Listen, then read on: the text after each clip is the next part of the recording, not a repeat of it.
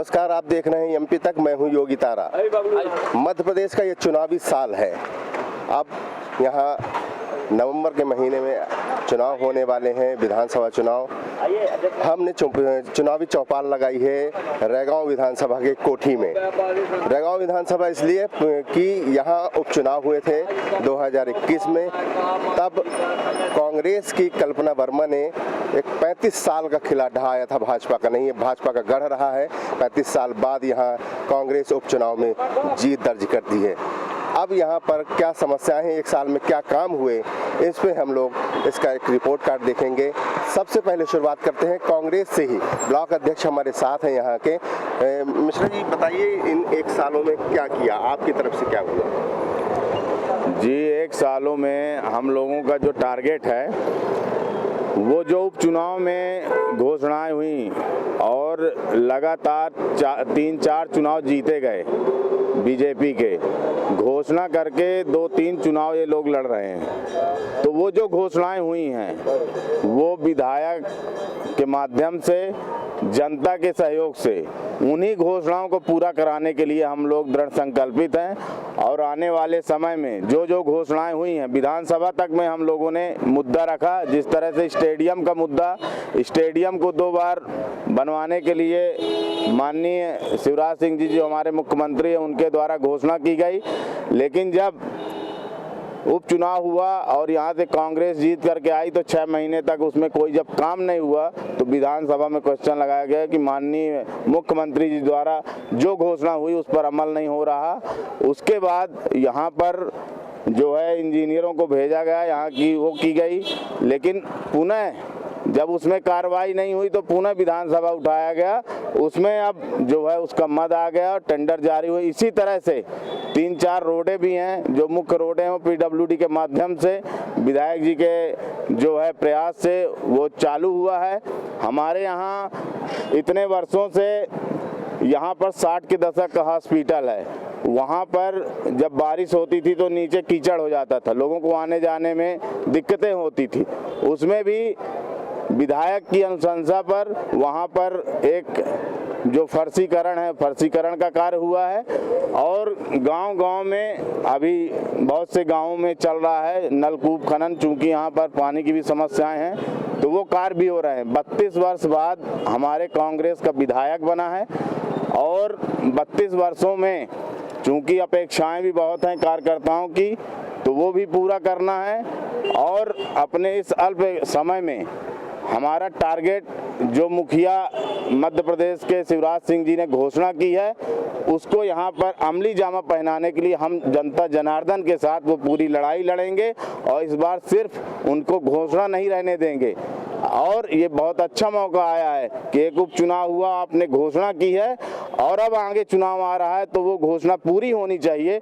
उस बात को लेकर के हम पूरी लड़ाई लड़ेंगे। अच्छा, कांग्रेस का ये भी आरोप है कि यहाँ जो भी घोषणाएं हुई थी उसमें अमल नहीं किया शिवराज सिंह ने, तो ऐसा सौतेला व्यवहार। चूंकि देखिए ये अनुसूचित जाति के लिए आरक्षित सीट है और अनुसूचित जाति के आरक्षित होने के बाद जब जनता उन मांगों को लेकर के पूरी ताकत के साथ नहीं लड़ती थी और सिर्फ पर्सनली व्यवहार और कहीं ना कहीं जातिगत आधार पर भी यहाँ पर मुद्दे, चूंकि ये उत्तर प्रदेश से जुड़ा एरिया है तो कहीं ना कहीं इस तरह की बातें आती थी, तो चुनाव में वहाँ पर या भ्रम में डाल करके जनता को गुमराह करके सत्ता हासिल कर ली जाती थी, खास करके अपने यहाँ पर। और ये भी मान सकते हैं कि उस स्तर पे हमारा कैंडिडेट भी न रहता हो, लेकिन धीरे धीरे 3-4 जो चुनाव हुए उसमें कांग्रेस आगे की ओर बढ़ती गई है। पिछले लोकसभा चुनाव में भी हम लोगों का प्रदर्शन अच्छा था और हम तो ये कहते हैं कि 25 वर्ष से पहले विधायक थे यहाँ पर बीजेपी के और लगातार 20 वर्षों से सांसद हैं। तो ये लोग मतलब सत्ता पक्ष वाले लोग बताएं कि इनके यहाँ सांसद हैं और सांसद के यहाँ पर मुख्य कार्य क्या है। मैं आपको एक छोटा जमीनी जो काम है वो बताता हूँ। शिक्षा को किस तरह से खत्म किया इन्होंने। यहाँ पर 1914 का विद्यालय है। 1914 के विद्यालय में जो राष्ट्रीय कैडेट कोर होता है, एनसीसी होता है। एनसीसी के माध्यम से हमारे जो रक्षा में जाते हैं, सुरक्षा में हमारे सैनिक जाते हैं, उसको अंक अलग से मिलता है। हमारे यहाँ 4MP इंडिपेंडेंट कंपनी जो एनसीसी की होती है 17 में स्थापित थी, और जितने भी हायर सेकेंडरी थे हमारे सतना जिले के, ज़्यादातर हमारे यहाँ के बहुत से लड़के आरडीसी कैंप में गए। हमारे यहाँ के जो बच्चे हैं दिल्ली की परेड में भी शामिल हुए हैं बहुत से। लेकिन अगर उनसे पूछा जाएगा आज कि आपके यहाँ तो एनसीसी है नहीं, आप कैसे साबित कर सकते हैं कि यहाँ का बच्चा गया है, तो उस एनसीसी को ख़त्म किया। हमारे यहाँ 1914 के विद्यालय को बहुत उत्कृष्ट विद्यालय, बहुत से विद्यालय हुए, लेकिन हमारे यहाँ के विद्यालय को उत्कृष्ट विद्यालय का दर्जा नहीं दिया गया, जबकि यहाँ के विधायक भी, मंत्री पद भी बैठे, लेकिन उन्होंने हमेशा यहाँ सौतेला व्यवहार किया। जबकि इस विद्यालय को 100 साल के ऊपर हो चुका है, कोई इस तरह की स्थिति नहीं बनी। अभी हमारी अल्पकालीन 1.5 वर्ष की जो सरकार थी, उसमें हम लोगों ने विद्यालय के लिए 40 लाख रुपए गौण खनिज से बिल्डिंग बनाने के लिए पास कराया था। लेकिन जैसे ही हमारी सत्ता गई, वो 40,000 रुपए का कहीं कोई जानकारी नहीं। अगर चाहते 40 लाख रुपए अगर चाहते तो वो बिल्डिंग अच्छे तरीके से हो सकती। इस तरह की बहुत सी समस्याएं हैं हमारे यहाँ का जीवन दायन जो किसानों का है, वो सहपुरा बांध, भैंसवार बांध के नाम से बना है। वो जब से स्थापित हुआ उसके बाद से कम 20 बार उसकी छोटी नालियों पर काम करने के नाम पर सिर्फ और सिर्फ भ्रष्टाचार हुआ है। आज भी वो टूटी फूटी पूरी नालियां हैं, चाहे तो उसे व्यवस्थित करके किसानों को ज़्यादा से ज़्यादा फायदा दिलाया जा सकता है। हमारे साथ भारतीय जनता पार्टी के भी नेता हैं, उनसे हम जानेंगे कि आखिर कांग्रेस क्यों आरोप लगा रही है, क्या बिना है, क्या वजह है जो लगा रही है कांग्रेस। नाम बताइए। मेरा नाम कमलेश पाठक है, मैं पूर्व महामंत्री भारतीय जनता पार्टी कोठी। देखिए, तो पहली बात यह है कि कांग्रेस विपक्षी दल है और विपक्षियों का आरोप लगाना स्वाभाविक है। बहुत सारी उपलब्धियां अभी हमारे सोहावल ब्लॉक अध्यक्ष महोदय ने अपने 15 महीने के कार्यकाल के बारे में बताई, अन्य उपलब्धियां बताई। अरे भाई साहब, आज़ादी के बाद तो लगातार आपकी सरकारें थीं, उस समय की भी उपलब्धि आप बताइए ना। लगातार यहाँ कांग्रेस के विधायक थे, उस समय की उपलब्धियां भी आप बताइए ना।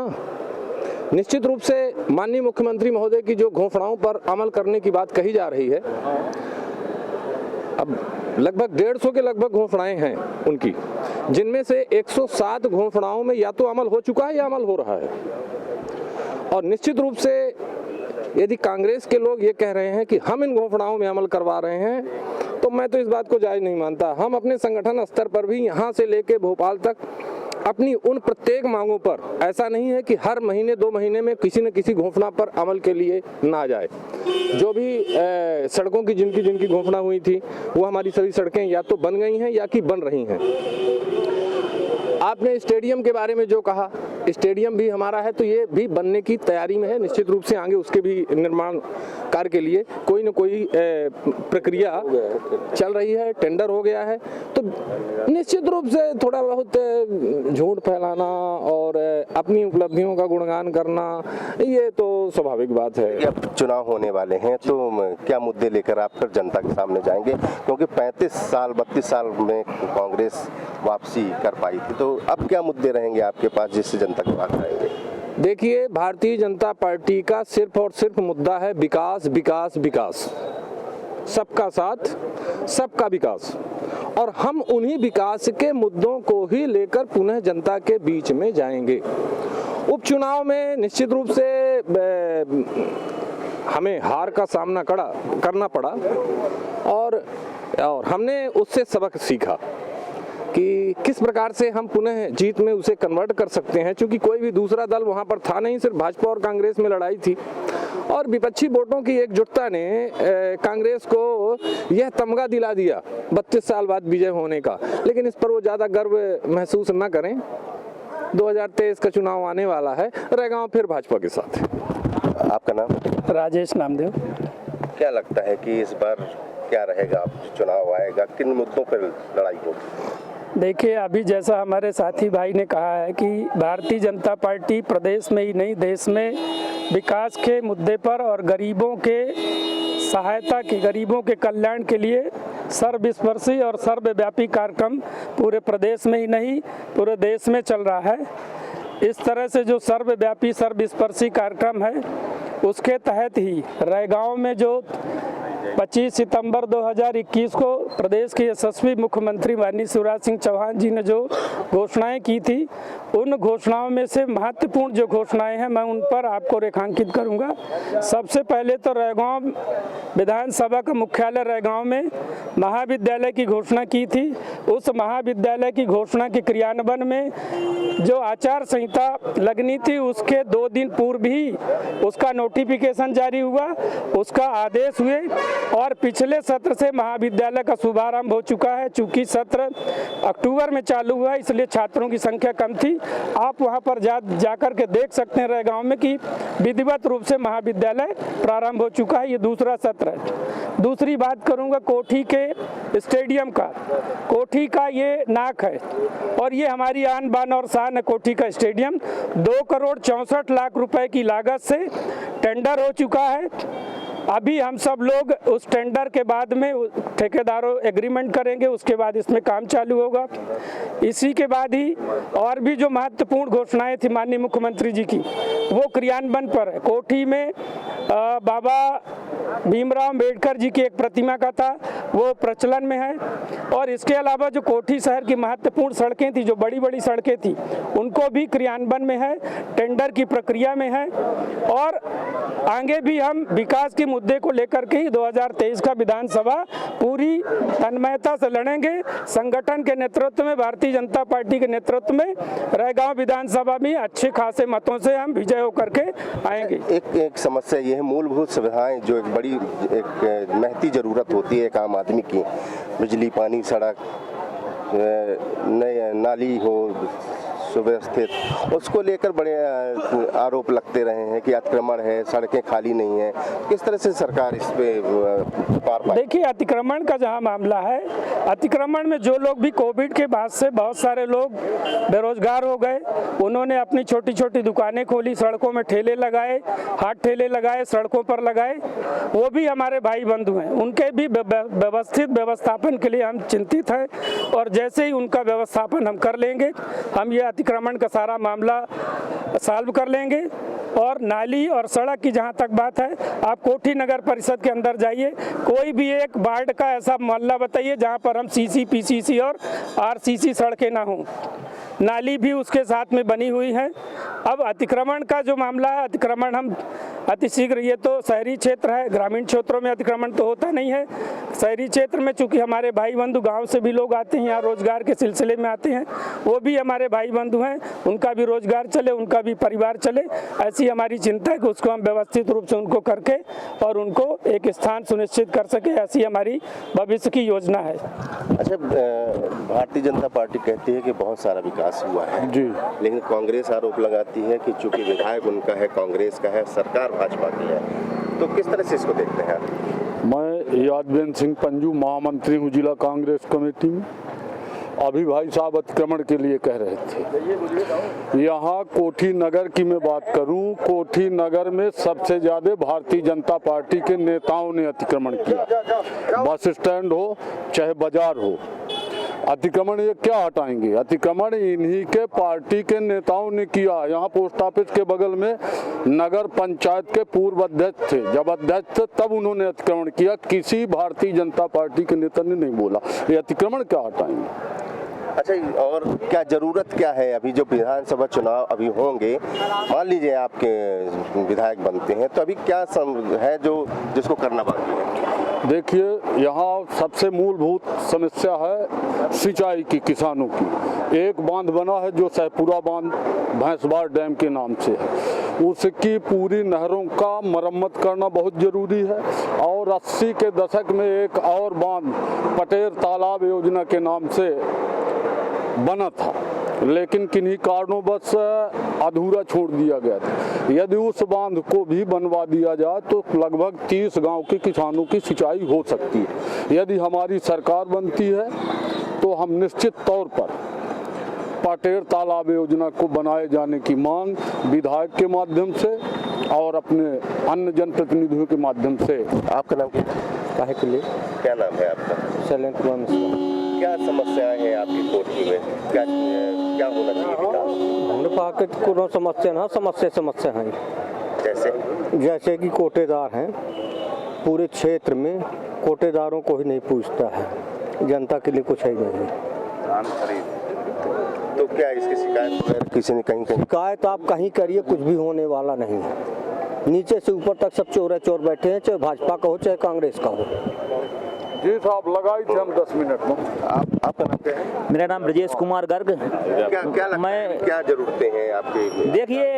देखिए कोठी जो क्या है, ये कोठी हमारे रैगांव विधानसभा का हृदय है, मुख्य केंद्र बिंदु है। कोठी से सैकड़ों गांव पूर्व, पश्चिम, उत्तर, दक्षिण चारों दिशाओं में लगे हुए हैं जो कृषि आधारित हैं। और सबसे बड़ी मूलभूत समस्या है आम आदमी के लिए कॉलेज की भी। हर 25 किलोमीटर में कॉलेज है, कोठी में नहीं खुला हुआ। मुख्यमंत्री जी ने अभी शिवराज सिंह चौहान जी जन आशीर्वाद यात्रा पे अभी हमारे यहाँ कोठी पर आए हुए थे, तो उन्होंने कई घोषणाएं की। पटियार बांध के लिए भी उन्होंने घोषणा की थी, सांसद महोदय जी ने उसके लिए प्रस्ताव भेजा तो वहां पर घोषणा की थी। कॉलेज के लिए घोषणा की थी। केवल घोषणा मंत्री हैं, वो घोषणा करते विकास। ये कोठी की 2 लेन सड़क बनी हुई है आपके सामने, देखिए, ये आज तक नहीं चालू हो पाई। यहाँ के जनप्रतिनिधि आज तक इस रोड को चालू नहीं करवा पाए।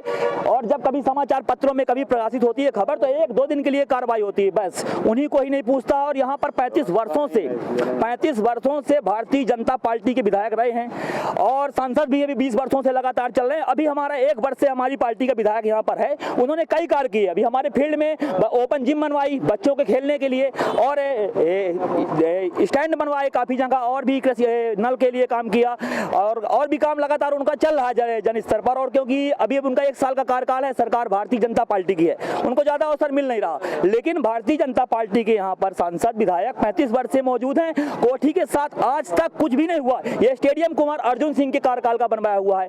ये जो पौड़ी के पास पुल बना हुआ था उनका ही कार्यकाल का बनाया। भारतीय जनता पार्टी की कोई भी उपलब्धि कोठी के लिए नहीं है। हो तो यहाँ पर भारतीय जनता पार्टी कितने नेता खड़े हुए हैं बता दें। ये देखिए यहाँ पर जानवर घूम रहा है। यहाँ पर एक सब्जी वाले लगाए हुए, वो ही व्यवसाय कर रहे हैं, उनको भी जरूरी है, उनको बेरहमी से मारते हैं। दिग्विजय सिंह की सरकार में ऐरा प्रथा नहीं था, घर से बाहर जानवर निकले सीधे कानी हाउस, अपना पैसा दो छुड़ा के ले आओ। भारतीय जनता पार्टी जब से सरकार आ गई तब से जानवर सड़क पर आ गया, जिसकी वजह से किसान त्राई हो गया। उसकी इतनी महंगी खेती आवारा पशु खाता है, जिससे वो मारता है, विवश होकर मारता है, उनको बांध देता है, कुछ भी करता है। क्यों ना करे। बहुत सारी समस्याएं हैं, बहुत सारी विसंगतियां हैं। भारतीय जनता पार्टी सिर्फ झूठे वादे करती है, जमीनी स्तर पर कुछ काम नहीं करती और उनकी मनमानी ये सरकार बनी हुई है। जनता के द्वारा चुनी हुई सरकार नहीं है, ये खोखली है सब। हमारे साथ एक सज्जन और हैं, क्या नाम है? विनय सिंह, जिला कांग्रेस कमेटी ग्रामीण सचिव। तो अब जो चुनाव होंगे तो आप जो आपकी विधायक रही उनका कार्यकाल रिपोर्ट कार्ड लेके जाएंगे या भाजपा के नाकामी को लेकर जाएंगे? देखिए, अभी हमारी जो विधायक नवनिर्वाचित हुई हैं, 1 साल का समय मिला है। 1 साल में उन्होंने इस क्षेत्र के लिए जो नई सौगात दी है, अभी कम से कम 1 माह के अंदर 70 हैंडपंप खनन हो चुके, चालू है विधायक जी के नेतृत्व में। और क्षेत्र में बिजली की समस्या के बिजली की नई लाइटें, ट्रांसफार्मर, ग्रामीण अंचल में जमीनी कार्य के लिए विधायक जी ने जो अपनी आवाज बुलंद की है और विधायक निधि से जो कृषि क्षेत्र के लिए, किसानों के लिए काम कर रही है, वो निश्चित एक विकास है। और उनकी इस विकास यात्रा को लेकर के और उपलब्धि को लेकर के निश्चित इस क्षेत्र की जनता चुनाव लड़ेगी। साथियों, जैसे मेरे कुछ मित्र अभी बता रहे थे कि 70 साल में क्या की, हमारे जब क्या नाम से पहले यहाँ के विधायक थे वर्मा जी, उन्होंने वन मंत्री थे, उन्होंने ये सैफपुरा बांध का निर्माण कराया था, जिससे हजारों किसानों की सिंचाई होती है। और 70 साल की जहाँ बात करते हैं भाई साहब, जब देश आज़ाद हुआ था, हिंदुस्तान के प्रधानमंत्री पंडित जवाहरलाल नेहरू बने थे, वो बात करते हैं 70 साल की। तो उनकी पूरी 1/3 बहुमत थी, मगर उन्होंने 5 मंत्री ऐसे बनाए भाजपा को, जिनको भाजपा अपना वो मानती है आदर्श, पंडित श्यामाचरण मुखर्जी जी को और भीमराव अम्बेडकर जी को कानून मंत्री, जो कि कांग्रेस से विरोध करते थे, उनको मंत्री बनाया है कि हमारे देश में ऐसे छवि वाले व्यक्ति होना चाहिए। 70 साल की बात करते, अगर एक पंच बन जाए तो वो कहते हैं कि हमारा है और सही काम करने वाले के उसमें आवाज में न बोलेगा। तो ये बात करते हैं कि 70 साल में कांग्रेस ने क्या ये त्याग किए हमारे प्रधानमंत्री जी। विपक्षी नेताओं को मंत्री बना करके पूर्ण मेजॉरिटी की बहुमत की सरकार को उन्होंने इतिहास रचा है और कहते हैं 70 साल में कांग्रेस ने क्या, उनका इतिहास और चरित्र की बात करते हैं। फिर उसके हमारे साथ व्यापारी संघ के अध्यक्ष भी हैं, नाम बताइए। जी, मेरा नाम राकेश सिंह बबलू है। किस तरह से आप अगर राजनीतिक चश्मे से न देखें इन सब मामलों को, तो किस तरह से जरूरत है आपके रैगांव विधानसभा? हमारे यहाँ सबसे पहले तो ज़रूरत है कि हॉस्पिटल में हमारे व्यवस्थाएं सही नहीं है। आज तक हो गया हमारे यहाँ कोई भी दल हो, एक्सरे मशीन नहीं है हमारे यहाँ, जिससे इतने ग्रामों के ग्रामीण हैं वो बहुत परेशान होते हैं। जब भी आते हैं हॉस्पिटल तो वहाँ एक्सरे मशीन नहीं है, तो कोई भी अगर छोटा सा भी है तो वो सतना जाते हैं एक्सरे कराने के लिए। दूसरी मांग है हमारी कि जो हमारे यहाँ की बेटियाँ हैं वो पढ़ने के लिए सतना जाती हैं। सतना यहाँ से 25 किलोमीटर दूर है और बस में धक्का खाते हुए जाती हैं और बस में धक्का खाते हुए आती हैं। अनेक प्रकार की परेशानियों का उनको सामना करना पड़ता है। तो मेरी शासन से ये भी मांग है कि यहाँ पर कन्या महाविद्यालय होनी चाहिए। और जैसा कि ये कांग्रेस और भाजपा है, ये सब आएंगे, कोई कुछ नहीं करते, सब बताते भरें बस। व्यापारियों के लिए कोई कुछ नहीं करता। आज के ज़माने में सबसे ज़्यादा अगर कोई परेशान है तो व्यापारी परेशान है, क्योंकि जितनी भी GST लगती है सब लगता है, हम जानते नहीं कितना देना है, सबसे सबको सब परेशानी है। मैं इतना ही कहना चाहूँगा, इससे ज़्यादा मैं कुछ नहीं कहूँगा। आप जो चुनाव आएंगे तो किस तरह से आप किन मुद्दों को ध्यान में रखेंगे, वोट करेंगे? मैं तो यही कहूँगा कि जनता का विकास हो, जनता के साथ में भेदभाव ना हो। जैसा कि बोल रहे हैं कि 70 नल हुए, उनमें भी जनप्रतिनिधियों का कहीं मान सम्मान नहीं है। मेरे पंचायत में बोर हुआ है, मंजूर कहीं था, कहीं कराया गया है बोर, जबकि नल जल योजनाएं चल रही हैं, बोर की आवश्यकता नहीं है, फिर भी जबरदस्ती बोर कराए जा रहे हैं। और मंजूर कहीं था, अब बोर कहीं कराया गया है। आपका शुभ नाम? राजेश नामदेव। अच्छा, आपसे तो बात हो चुकी है। जी जी। आप मैं रामकेश गुप्ता, जिला कार्य किन मुद्दों? वर्तमान में मैं पूरे रैगांव विधानसभा क्षेत्र की बात करता हूँ। रैगांव विधानसभा में 1977 के बाद से, इमरजेंसी काल के बाद से जो उस समय के लोग रहे होंगे उन्हें रैगांव विधानसभा की वस्तुस्थिति जानकारी होगी। ये जिले का सबसे पिछड़ा हुआ क्षेत्र था, अति पिछड़ा हुआ क्षेत्र था। 25 वर्षों से लेके आज तक जो भी विकास की योजना दिख रही है मात्र बीजेपी की देन है। न कहीं सड़कें थी, न कहीं स्कूल थे, न कहीं रोजी रोटी थी। आज सबका साथ, सबका विकास, सबका प्रयास का मोदी जी का जो नारा है, तो 2014 से लेके आज तक में जितना विकास हुआ है वो सिर्फ बीजेपी के कार्यकाल में हुआ है। 1.5 साल के कार्यकाल में जो अवरुद्धता पैदा हुई, इतना बड़ा प्रदेश है मध्य प्रदेश, उनकी घोषणाएं बहुत है, लेकिन उसको घोषणाओं का क्रियान्वयन समय समय पर जिस तरह से हो रहा है, 15 साल के कार्यकाल जिस तरह से हो रहा है, वो हमको बहुत ही उसका स्पष्ट नज़ारा हमको 2024 में देखने को मिलेगा। और हमारी जो भी योजनाएं हैं, हम सब लोग लगे हुए हैं कि सारी योजनाएं माननीय मुख्यमंत्री जी जो घोषणाएं हैं उनको समय के पहले पूरी हो।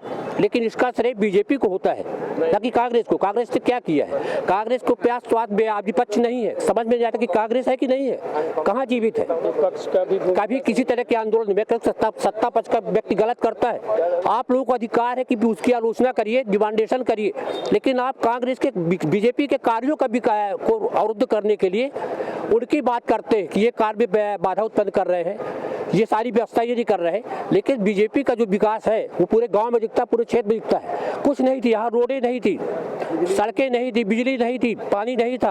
आज जल कल की जो व्यवस्था हो रही है, अमृत योजना के तहत घर घर योजना उसका हो रहा है। आज हमारे गरीबों को जो मकान नहीं थे रहने के लिए, आज उनके मकान बन गए, उनकी व्यवस्था हो गई, उनकी रोजी रोटी की व्यवस्था हुई। सब काम, उनके काम से लेके जीवन के जन्म से लेके अंतिम संस्कार तक की सारी व्यवस्था हमारी प्रदेश सरकार कर रही, बीजेपी की सरकार कर रही है।